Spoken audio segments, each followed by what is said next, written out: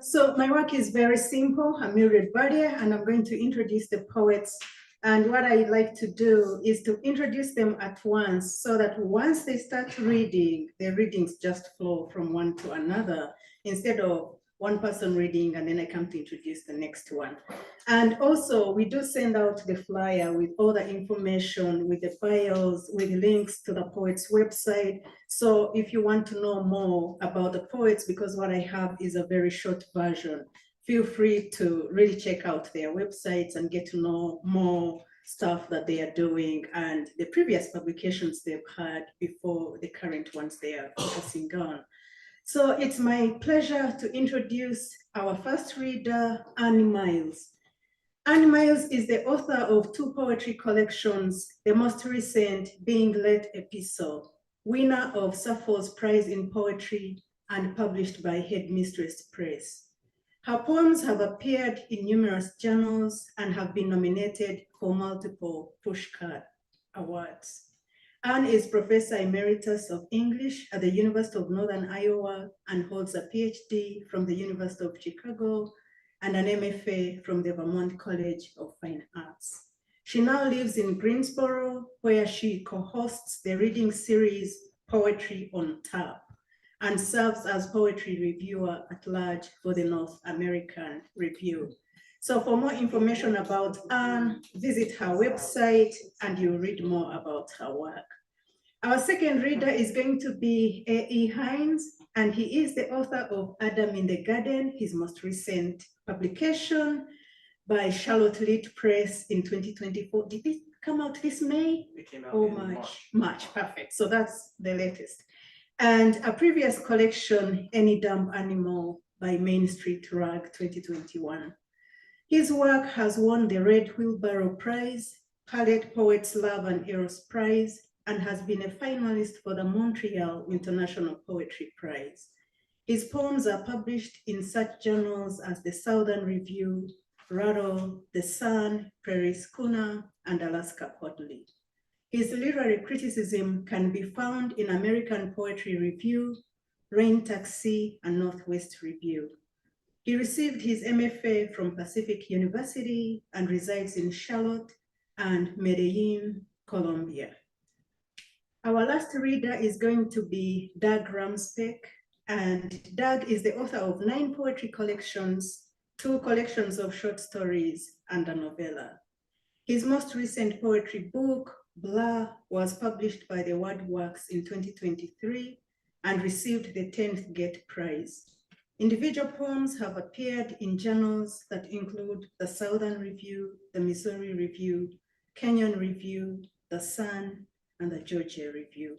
For more information, visit Doug's website. And for now, let's join our hands and welcome Myles.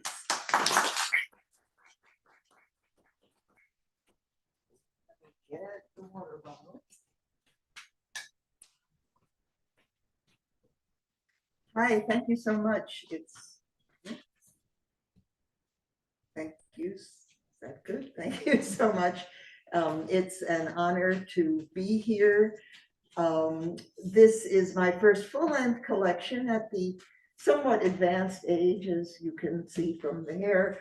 And so it's a kind of looks back over the speaker's life from a time of change and crisis as she considers how she became the person that she is and the poet that she is, and kind of excavated things that had been unspeakable in ways for a long time. It's in 3 sections, and I'm going to read a couple of poems from each. The first section kind of is focused more on childhood up to the death of parents. Patina, let us say that. As a child, I loved to polish the brass horse, vintage doorstop of a noble saddlebred. Every time I passed, I stroked it, holding it my particular task to keep it shining. The name along the base meant nothing to me, just the past, just something famous once, yet, but I carried it inside without forgetting. I liked to lift the horse and feel the heaviness, the heft of metal swinging in my hand as my fingers traced the hollow back. There was no warmth to it but what I gave, my palm pulse throbbing on the curving flank, yet its stiff beauty ravished me. The first object I was sure I'd take with me when my early world was done. That was before I saw that you keep everything fixed within its mold before you grasp it. Only now I've learned to touch, but leave it be. Its value not in brightness, but in how it darkens further into itself. And this is a poem called Four Interiors. It's in a loose way an ekphrastic poem after a painting by Mark Rothko, Four Darks in Red, which has, as you might imagine, four Rothko strips. And my poem is a prose poem in 4 sections. 1. Could I see through the wall of my mother's belly to the encompassing glow? 1962, sun on the streets of Manhattan, her pointy heels clacking on the sidewalk. And through those months, beyond the visible, the world's end waiting to be launched. Dark of the light. Could I see that too? I would always see it. 2. The elevator in our apartment building ticked up floors. Sometimes it didn't stop at 6, but kept going faster and faster. I braced for the locked box to smash into the roof. That never happened. The only thing that ever happened I was not braced for, the woman who glanced at me and muttered, "Kike." 3. That twist within the band of ache, imagining the shape of it, seeing without seeing the red lake that traveled with me and trickled out. How much time spent traversing that hidden landscape. Clang of the metal receptacles in the bathroom stalls at school. Secretly, I would hold back the lid and peer inside. 4. Before I could say what the spiritual was, for no one had taught me, I stepped carefully down the cool white gallery halls, seeking an expanse of darkness that would light me up within, an emptiness that would open. I learned the artist was one of us, had lived here too. It was a mystery, but I could come near. I'm going to read a few poems from the second section, which deals with love and obsession and abandonment and coming out. So I have a little mini arc with those. This poem is called John Donne, a Closet Drama, and it's addressed to the poem Donne.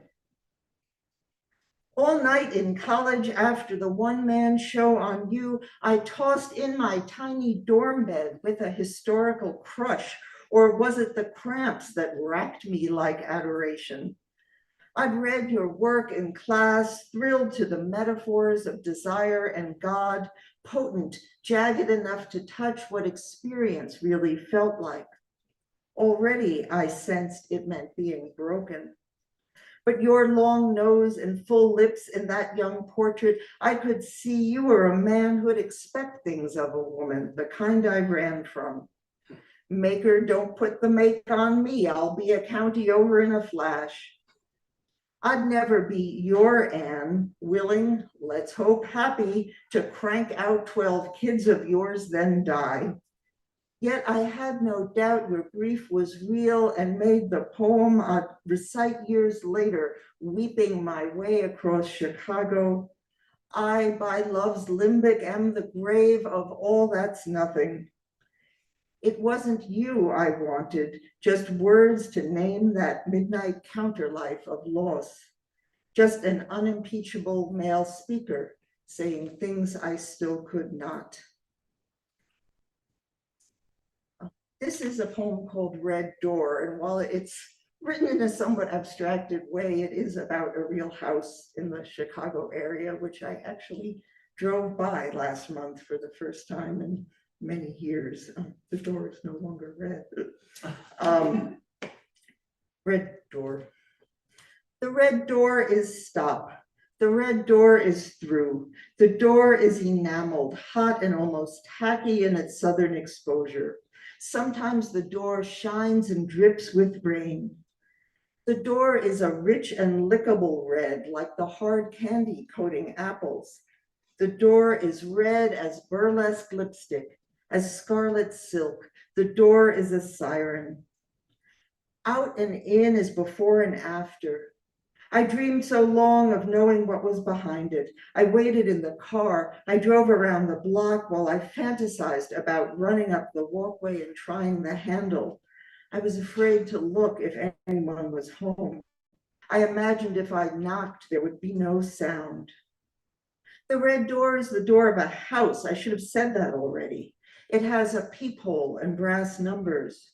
A woman watches her children play on an antique rug on the other side. It looks like picture books, but not everyone gets to live in a house like that. I imagined what it would be like to step through that door, to feel with my own hand the smooth and solid opening. Sometimes all I can think about is going through the door, but when I stand in front of it, I don't want to anymore. I admire things that are impregnable. They make me feel so queer. Still, a door is a passageway. How would Persephone have been taken to the underworld without one? I picture a red door in the ground thrown violently open, pried violently open. So much is down there, let me tell you. The counter heart, the counter house, the charnel house, the first nothing the world's roots grow from.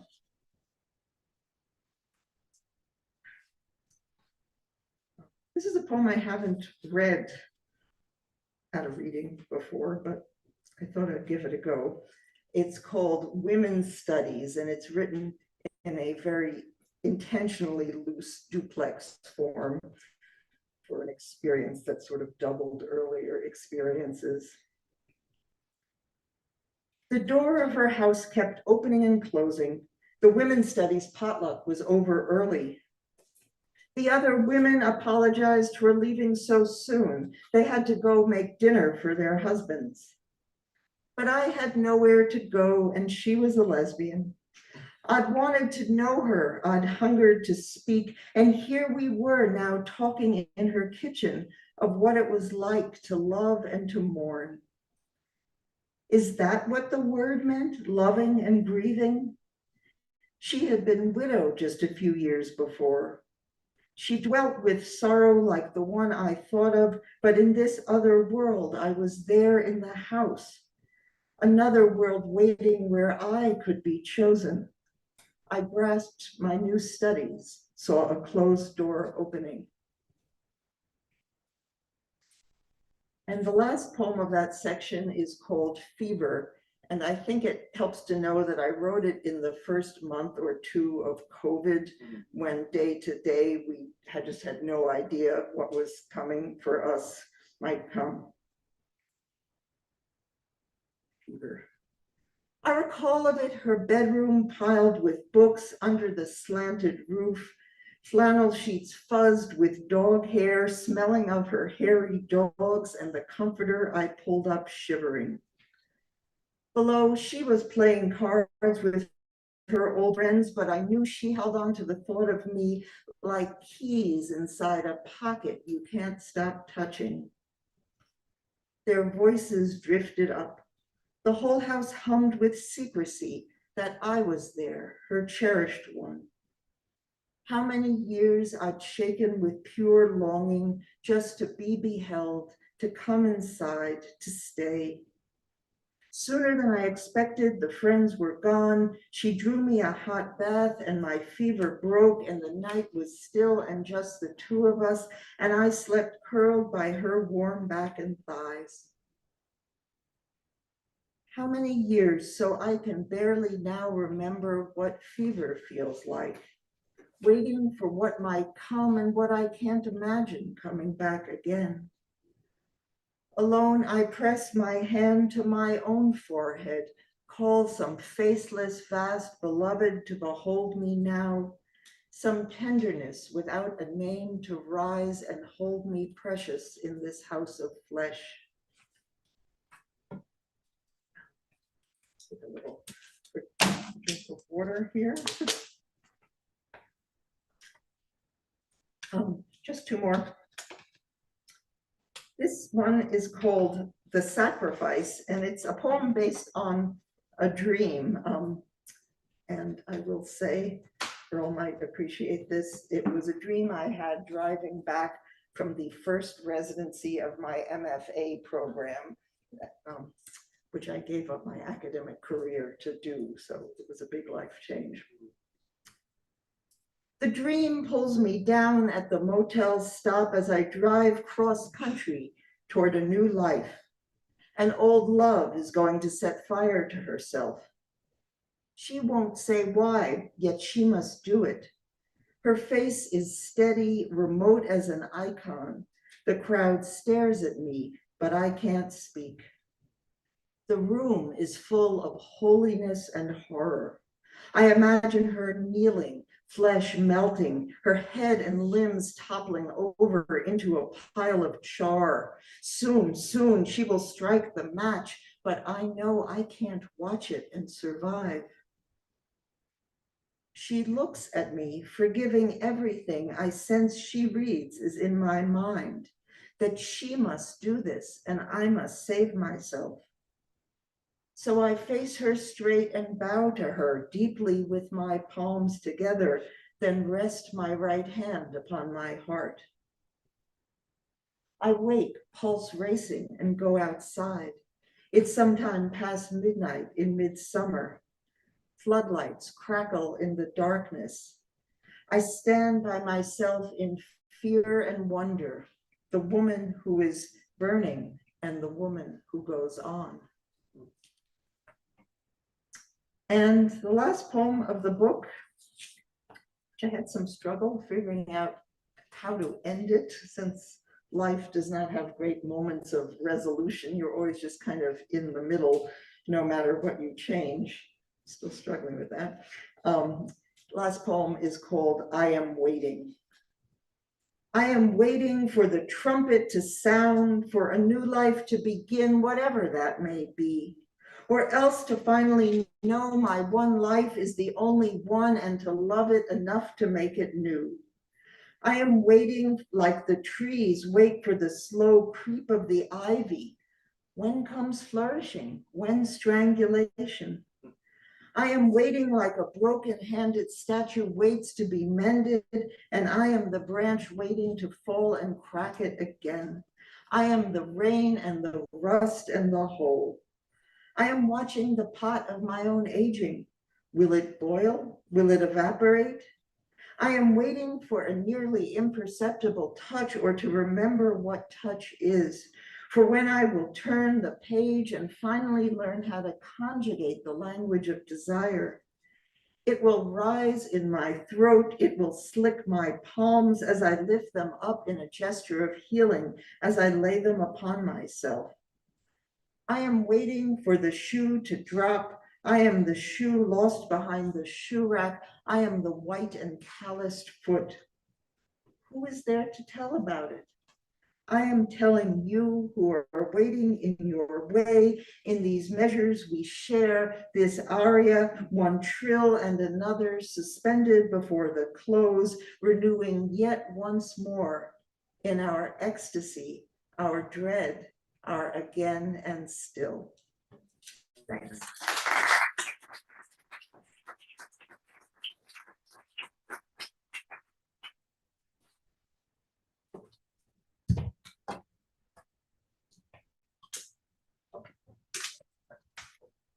Sorry, I moved away. That's all right. You're very thoughtful. That goes first. So can you, am I good? Or can you? You're great. Oh, thank you. Thank you.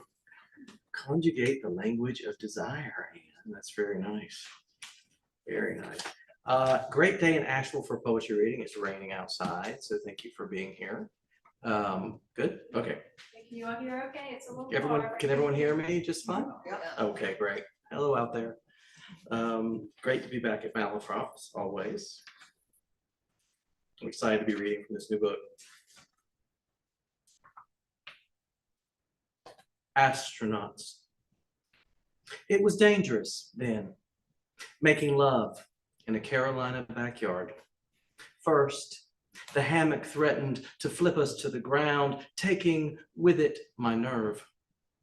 Then you gasped at the sudden reach of my hand, which woke your fear, but not our classmates asleep inside. I spread a blanket and we undressed, silent, back to back, much like we would have in the locker room, each man neatly piling his clothes in opposing corners. The night was clear, the sky knitted with stars. We floated toward each other, summer astronauts on our first expedition, at first taking our time as fireflies circled our naked bodies like blinking satellites or distant moons, each of us edging closer to discovery we could not yet name. So thanks again to everyone, Mildred, Malaprops for having me here. Always good to be here. This book, I'm very happy with this book. It's titled Adam in the Garden. And if you're looking for a theological exploration of the book of Genesis, you'll be somewhat disappointed. Thus the cover. I do feel as though maybe the mic is too low. I think the mic is just going. It seems like it's. Descending. I noticed it during the reading. I was like, it seems like it's migrating It's the lower. power of your prose. Yeah. So thank you. Can you guys hear me better now? How's that? It's fine with it. Okay, good. I'm more concerned if there's anyone online or will be Great, yeah, thank you. Great. All right. So anyway, as I was saying, so this book, a lot of this book, my husband and I live part-time in Colombia, South America, not South Carolina. And so a lot of these poems are written down there. And I found myself sort of, that's why the book is just filled with lots of imagery of birds and paradise, basically. And it really is a sort of Eden. And as I wrote the book, as I was working on these poems, then you can't help but think about sort of, everything the garden represents, the garden of the body, garden, literally the garden, and then of course the archetypal garden. So here's another. Breakfast in South America. A great blue-green bird follows me down into the garden this morning, darting from cypress to pine, sounding 4 sacred notes that echo up through the ravine like ancient calls to prayer. It's easy to stop and place a mango on the low stone wall, to watch him watching me watch him eat it. I don't know the bird's name. Neon blue oval crowning his head, silver green teardrop at the tip of his tail. But every morning I walk out to find him waiting among the soft ringlets of pale green moss dripping from the trees. See beneath them new roots raking through the dark earth like God's own fingers.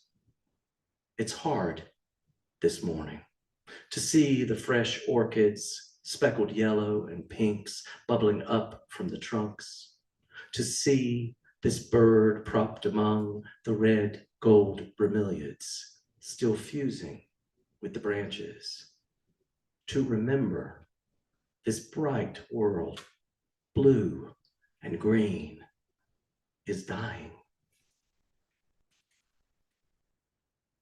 So I moved away from North Carolina in like 1993, 1994, and we moved back 2 years ago. My husband and I, he was never lived here before. He's from Colombia originally. And I guess that was 2022. In December of 2022, some of you may recall that there was a significant power outage around Southern Pines.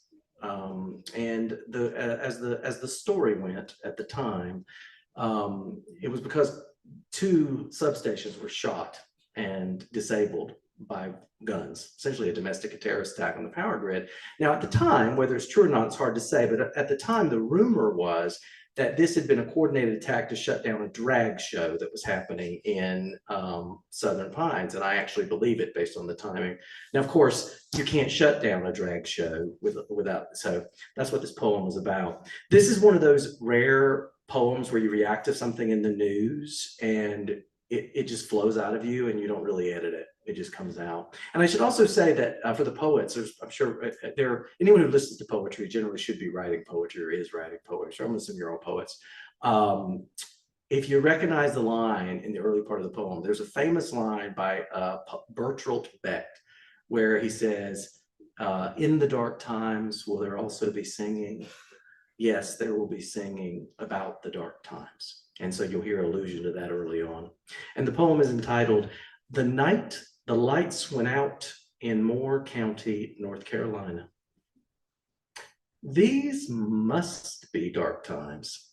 If you think shooting up a substation and blacking out the lights will shut down a drag show. Have you ever been to a drag show? Yes, there will be singing, even in the dark. Unflappable queens, black belting Beyonce and Madonna, hovering in the quivered glow of bar top candles, silver beams from 100 mobile phones showering them, bedazzled songbirds, lashes glittering like wings and lifting them from a thin nest of stars on the soft breeze of applause and our waving dollar bills. We've labored in the night long enough to know how to fashion our own halos, make our own light. I doubt you've ever dropped a copper penny to preserve a vase of daisies, or know a jigger of vodka brings Valentine roses back to their feet. But no, you'll find no wilting flowers here, just at the edge of the stage. With its green, stiffened spine, the boozy and voluptuous tulip takes no bows. With outstretched petals outlasting gravity and death, it refuses to bend. Of course, after this news story, my husband was like, "Where have you taken us? Where have you moved us?"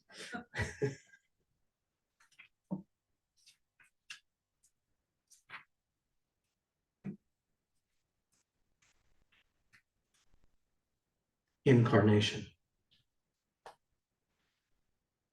Before the body, Father, I was the lust in your myopic eye. Sigh of that coy child, the lunch counter waitress who fetched you coffee and fried egg sandwiches for the months it took her to decide. Back then, I was still dust, ash rising in my own private universe of chlorophyll and sun, until I was the dust sucked up into her cornbread and boiled okra. Odds and ends she used to weave me into me. Tootsie Rolls and peanut butter cups. Sun-steeped iced tea she balanced on her ripening belly as I quietly willed myself into flesh. You think you made me, Father? Taking that girl, slight and virginal, wedding her across state lines where officials asked no questions, then breaking her like a horse when she begged for tenderness, pleading for a hospital when the bleeding wouldn't stop. They say the dead should hold their peace. But what do they say of the not yet breathing, who stand and watch from the gate, who fall backwards into this world from their wombs to open their mouths and speak?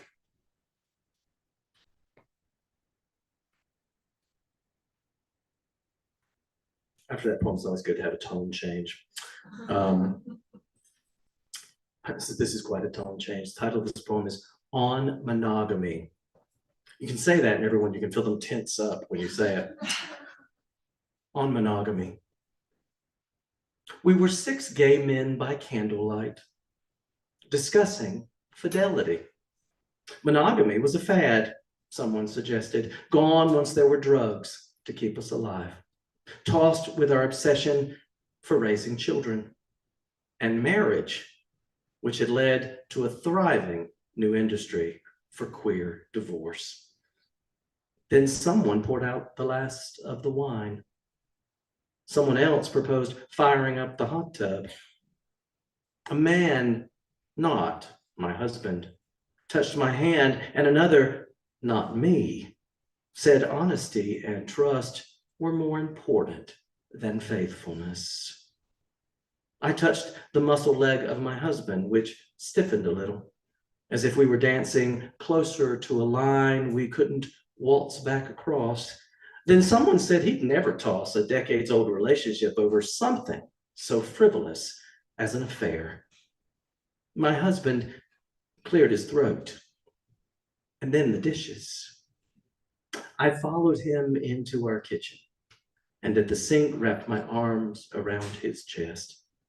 The washer beneath our counter was empty, but he turned on the tap and handed me a towel so I could dry. And as the men undressed and slipped into our jacuzzi, we passed dishes between us, the way we still handled each other, gently, each chipped plate as precious as the last. So I'm really happy that Malaprop actually carries my first book as well. So I want to read something from this.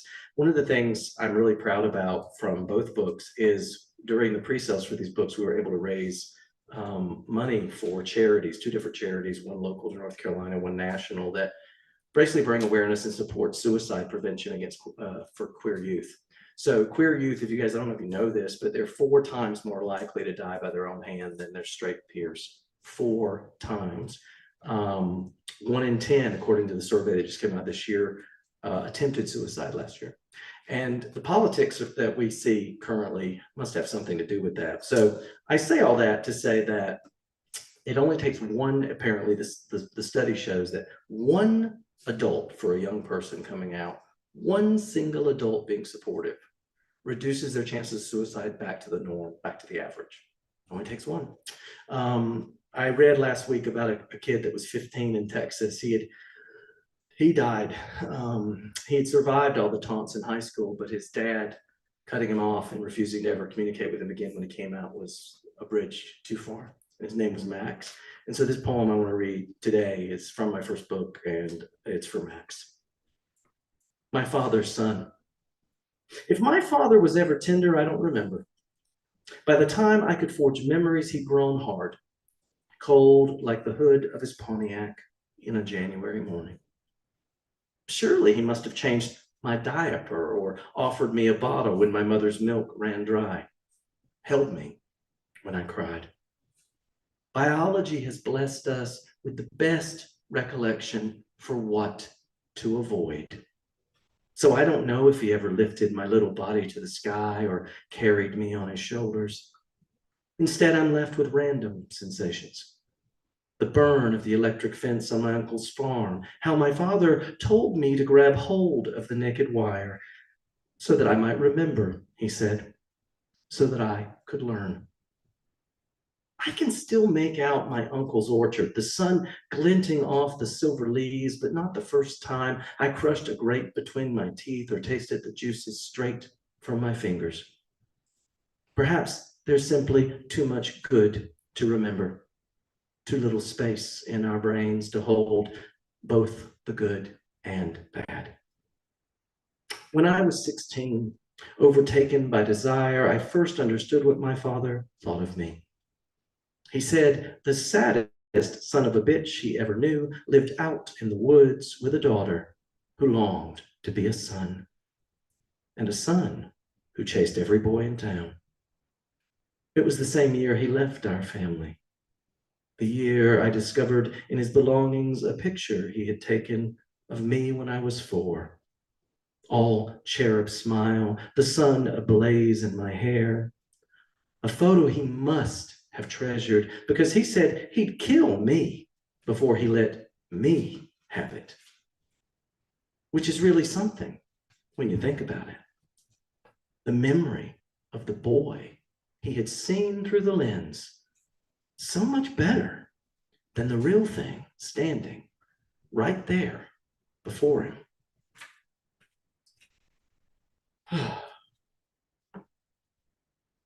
So I've got a couple more. My husband, when I prepared these readings, he said the other day, he's like, can't you read some happier poems? And, and I said, these are the happy poems. The older I get too, I'm in my 50s, I seem to be longing after my 20s.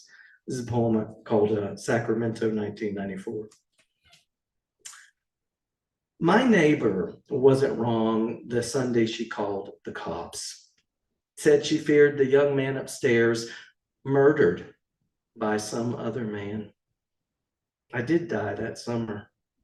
100 tiny deaths and cremated my shame. When I opened my door, 2 lady officers stood badged in black, one waving a finger at my half-open boxers, at my guest who came and wrapped his arm around my waist, wearing nothing but a towel. Was it wrong to climb the trellis of each man's body like a vine? I wanted to leap off and fly the wide open sky of my own body that summer, to Peter Pan my way through every coffee shop and light dazzled bar. So when the cop said, you boys go right on having a wonderful day, we did. Their black and white pulled away, and I leaned out my second-story window, 2 strong hands gripping my 2 strong hands, gripping the sun-baked sill, opened the grateful cavity of my throat, and crowed. So I've got 2 poems left. This next one is I will admit, borders on a little bit of snark. Is that okay with you guys? A little bit of snark. So it's also a cautionary tale about technology. And it's probably self-explanatory from the title, which is, to my flirtatious friend who made a pass at my husband on Facebook.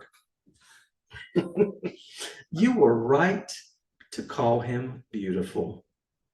When I first saw him, I couldn't stop staring. Those soft hazel eyes framed by his thin wire spectacles, the fine toothy scruff of his beard. So yes, horny devil emoji does feel appropriate.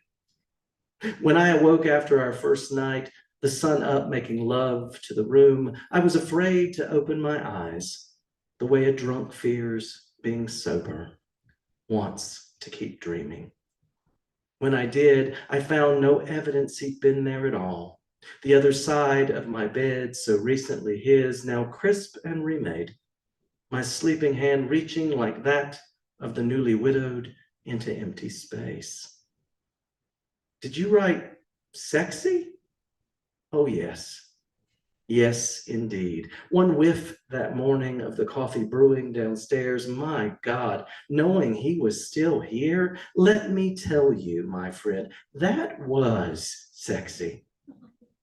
I wanted him then the way the beans long to be ground and pressed, then pummeled by relentless steam.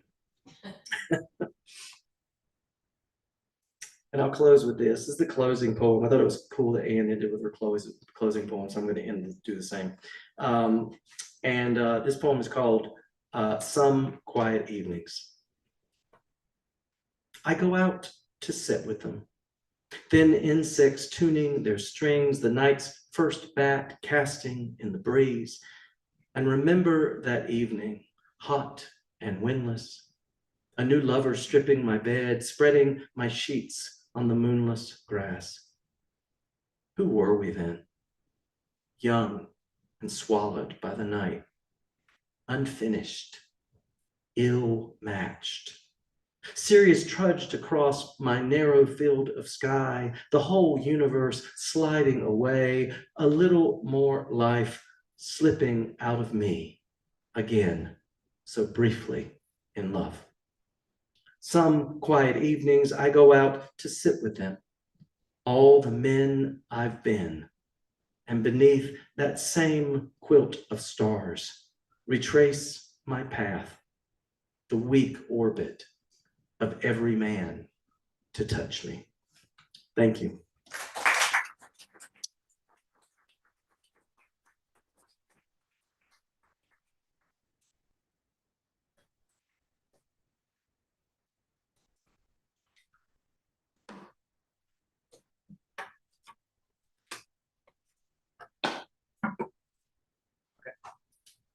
You feel good? With the microphone? Yes. Yeah, okay, good. Looks okay. I received an MFA degree in the late 1970s in fiction writing, and then proceeded for the next 20 some years to have terrible writer's block, where I would write a page or two of a short story or a page or two of a novel, and then decide it was no good and stop.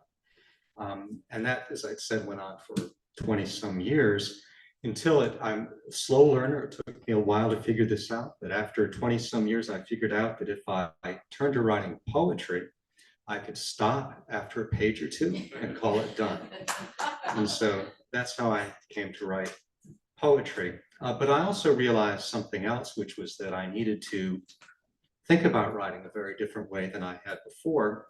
And my problem was that my conscious mind, as I would think about things, I had a highly developed critical mind that would interfere with everything else. So I would automatically write something and then pull out my favorite book, read it and say, you know, compared to that, mine sucks. And so that would be the end of that. So when I started writing poetry, I began to use a lot of techniques to try to turn off my mind, to stop thinking about it. And one of the techniques that I like to use, and that I use a lot for the book Blur, was I open a book at random, and the first word that appears to me that really just jumps out at my brain, I keep that one in mind. Then I open another book, and the next word that jumps out at me that I think, oh, I like that word. Then I put them together in a title that I don't have any idea what the poem is going to be about, because that is very helpful to me. It's knowing what things are about that gets me into trouble. So I put those together in a poem title and then just write the poem to try to figure out why that title is there, why I came up with it. One of those poems that I wrote that way is entitled "The Marriage We Carried in Our Pockets." Or sometimes watched drifting with the leaves, some last confetti of yellow or brown, or it existed the way the juncos huddled beneath the thistle feeder in winter, the way the clouds spilled water in May to soak the ground. Once we found it in the attic in a steamer trunk, and another time we closed it in a suitcase and drove it across the countryside. And often we imagined that the years were a locked door against which we kept knocking to be admitted. And on the dresser of the new house, I spilled the change of the marriage into a heap.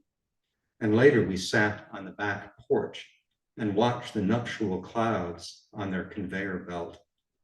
And we slept at night with the breaths of the marriage around us.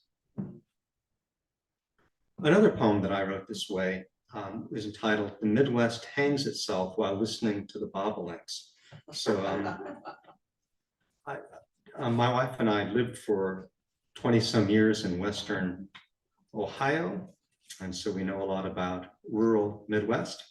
I can tell you that our representative in where we lived was Jim Jordan. And yeah, sorry. No, that's fully appropriate response. So the Midwest hangs itself while listening to bobolinks. And the birds know how to slow a lifetime's hands, how grass is not a quickness, but a history. And once the Midwest dreamed an epistle of moonlight above the quiet houses. And once the Midwest made a religion out of the cadences of loam.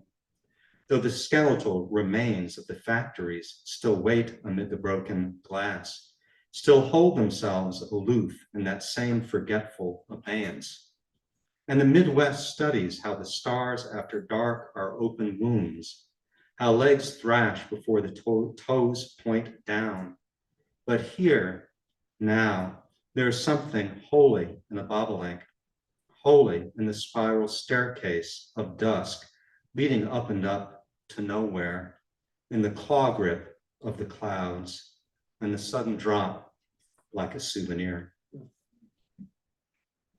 Again, most of the poems in this book were written while living in Ohio, teaching at the Ohio State University on the Lima campus to some absolutely wonderful students, and teaching creative writing and literature. And so a lot of them really do have we lived outside of town, and very much a rural area. And again, a lot of the poems I think arose out of that. And many of the poems then I think came out of, I began imagining a family that had two brothers who were young and kind of wild and feral, and then a sister that they tormented, and then also a difficult father, and then a mother. So a lot of the poems that I wrote really came from sort of thinking about that family. And again, for me, I'm not writing exactly about my experiences. That's harmful to me as a writer. So what I'm writing about instead is trying to imagine this family and to listen to them and to listen to what they're telling me about what to say. So the poem is entitled Family Anthem. Sister believes her brothers are the brackish waters of the river, are the possum face of the moon, and she believes that dusk light congeals inside their throats. Once she saw them set fire to the neighbor's cat, saw them dance around the flames, and she dreamed that night that their teeth crumbled in their mouths like stones, that the stars were kicked over and abandoned. And she believes that the years have soot-black tongues, that her brothers have soot-black tongues, and the songs they sing spill bitter salt into the world. Once she might have smothered them in their cribs, might have dropped them like anthems from windows. Once she watched them swim beneath a canker sore of sun, and she thought, let the mud waters carry them away, carry them under. And she dreamed that night that they were standing by her bed, were carefully dousing her with lighter fluid. And they said, we anoint you. And she said, stop. And they said, we baptize you. And she said, you are not my brothers. And they said, hush, hush. Another technique that I like to use is to gather lines that I don't quite know why. So just over time, I'll just gather lines in notebook or on a sheet of paper. And then once I have a lot of them collected, then I try to figure out some way to put them together into a poem, which again sort of takes the conscious mind out of it. And I just sort of try to see what happens that way. But I was still writing about this same family. So this poem is entitled Father Beats His Sons Beneath an Unmoored Moon. And the ground is wet from the day's rain, and the boys are a covenant, and the boys listen for signs in hoot owl calls, and the brothers accept that the moon is an offering, and their father is a bear that emerged from his drunken den. And the sky says, here is the hole in my body from where the days crawl.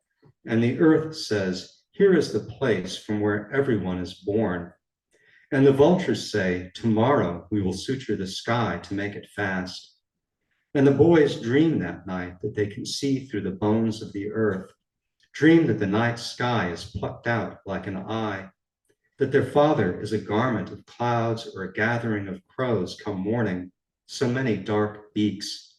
And the brothers petition the earth to make of the days something fetid and true. And the brothers lie awake and tell themselves that absence is a country and pain another place on the road of the years, and they can lash the bones of that country into a raft and ride it across the eye hole of the sky. Another poem that I wrote that way by sort of gathering lines is entitled Dream of the 10 Rivers.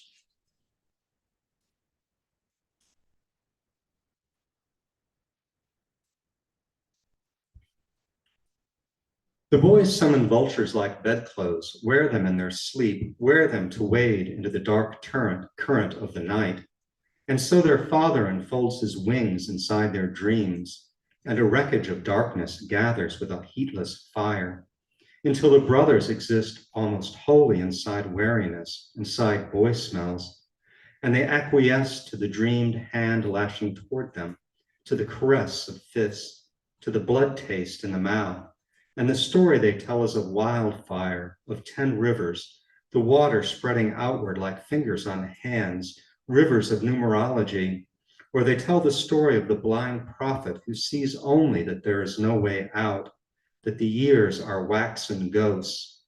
Or they sit with their father at the kitchen table, sit with their father on the porch, sit with their father in his truck until sitting becomes a kind of prayer, until the silence of their voices is a kind of prayer. And the vultures draw the pink entrails from the carcasses, conjure perfect strings of them, strings to tie around fingers in remembrance.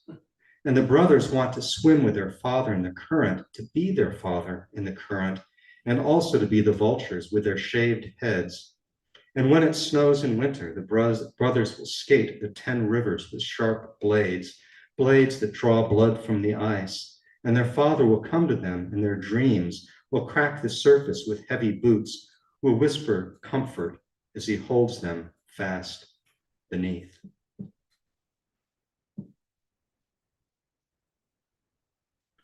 One of the poems in this book, and only one, comes from having lived in Black Mountain. And so a mountain poem, my wife and I, we live atop a mountain, and so it's hard not to think about mountains and to write about mountains. And so here is one of those, Divining the Mountain. For years I have studied the ebb tide of evening drifting along the distant ridge. Little changes on the mountain except the spells of rain and sun and mist and snow. And it seems possible to dream the slow pirouette of seasons, the sacred freight of years. One summer, a neighbor girl was struck by a school bus along the mountain's base and died. And 2 springs later, my wife had her miscarriage, the cortex of stars appearing like so many bees humming above the mountain's hive. The road beyond our house is often overrun with weeds, and we see the teenagers come summer lying on their blankets by the river. The sky beyond the mountain plants the bulbs of longing deep, and the clouds at dusk appear like bits of burning leaves, shriveling at their edges. And after the rains each year, the sky is a secret room. We come from alluvium, I believe, and listen to the canopy of trees conversing with the wind. Let us be carried now, I sometimes think. Let the cadence moon lie down. And my wife and I walk sometimes along the bottom of the mountain. It seems there are holes in the hours, what slips through. And if it is night, we speak of the wafer-thin starlight on the ridge, and we recall the leech that once affixed itself to the soft of my wife's ankle when we waded in the river.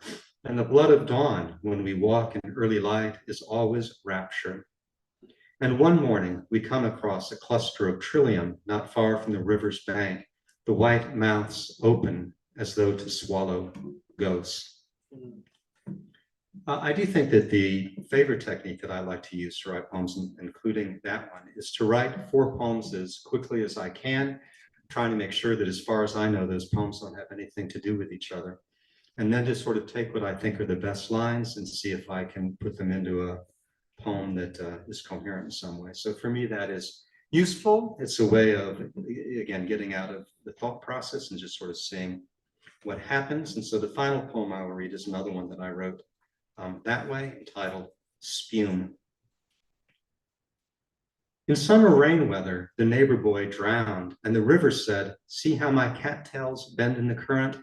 And the river said, "I carry your dead in my arms." And the river was visible from the house, and the brown hurry said, "I exist beneath the fat gods of the low-slung clouds." And sister stood at the window and thought, "These clouds are an owl digging its talons in the back flesh."